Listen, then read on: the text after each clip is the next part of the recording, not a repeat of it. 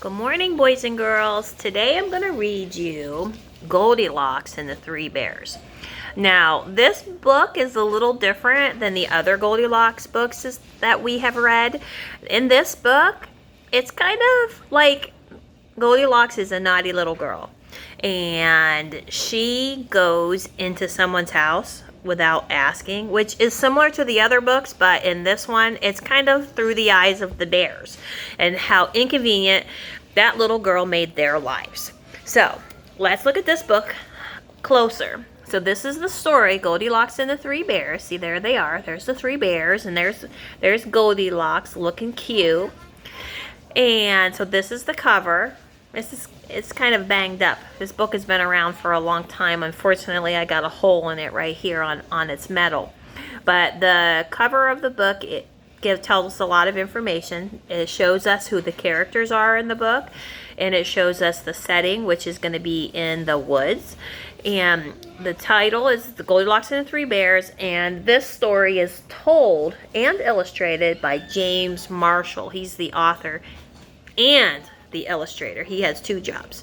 So this is the front, this is the back, and look, there's a cute little picture of the bear family. They're so cute.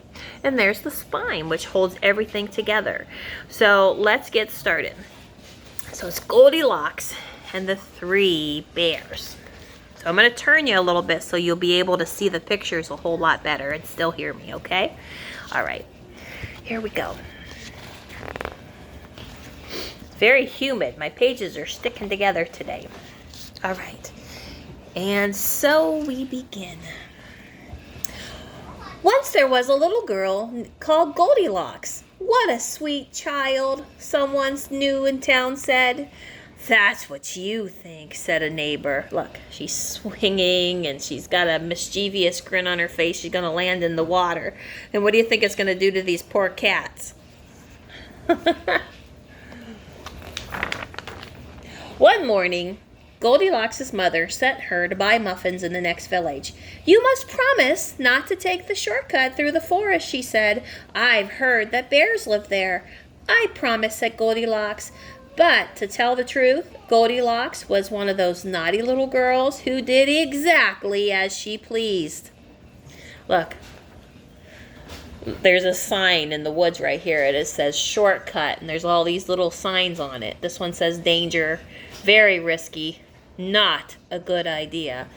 Turn back, and this one says go the other way, but look at her face. Does she look like she's going to listen to these signs? Nope, she looks like she's going to do just as she pleases. Look, the squirrel's like, oh no, go back. Meanwhile, in the clearing, deep in the forest, in a charming little house all their own, a family of brown bears lived, and they were sitting down to eat their breakfast. See? There they are. What a cute little house. Patooey! Cried the big old Papa Bear. This porridge is scalding and I've burned my tongue. I'm dying, cried Baby Bear.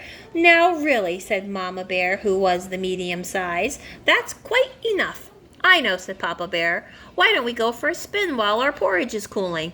Excellent, said Mama Bear. So they got on their rusty old bicycle and off they went. There they go. This says, cha-la-la. Going for a little bike ride.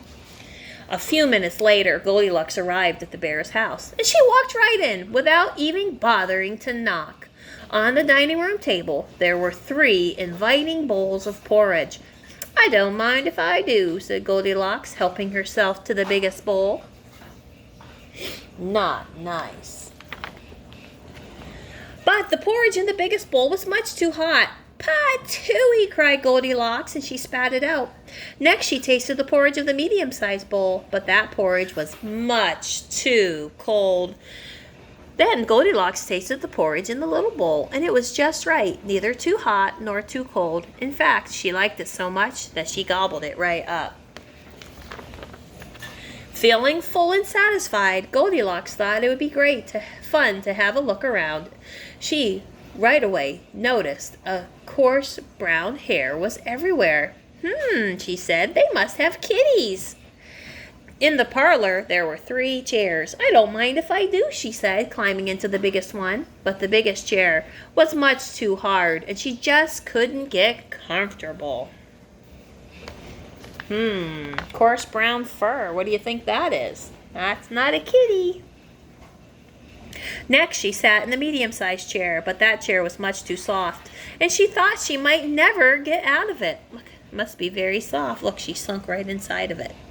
Then Goldilocks sat in the little chair, and that was just right. It was neither too hard nor too soft. In fact, she liked it so much that she rocked and she rocked and she rocked until the chair fell completely to pieces. Uh-oh. Now, all that rocking left Goldilocks quite tuckered out. I could take a little snooze, she said, so she went to look for a comfy place to nap. Upstairs, there were 3 beds. I don't mind if I do, said Goldilocks, and she got into the biggest one. But the head of the biggest bed was much too high. She tried the medium-sized bed, but the head of the bed was much too low. Then Goldilocks tried the little bed, and it was just right. And soon she was all nice and cozy and fell fast asleep. She did not hear the bears coming home. Wow, that's a messy room, isn't it? Look, here she is, snug as a bug in a rug. The 3 bears were mighty hungry. But when they went in for breakfast, they could scarcely believe their eyes. "Somebody's been in my porridge," cried Papa Bear. "Somebody's been in my porridge," said Mama Bear. "And somebody's been in my porridge," said the baby bear. "And they've eaten it all up."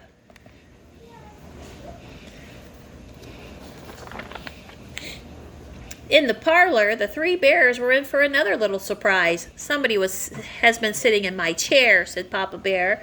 "Somebody's been sitting in my chair," said Mama Bear. "Somebody's been sitting in my chair," said Baby Bear, "and they've broken it to smithereens." Poor Baby Bear, all his stuff's getting ruined. The 3 bears went upstairs and they tiptoed, not knowing what they would discover. At first, everything seemed fine, but then Papa Bear laid down on his big brass bed. "Somebody's been lying in my bed," he cried, and he was not amused. Look at his face. How do you think he feels? Mad. Probably annoyed.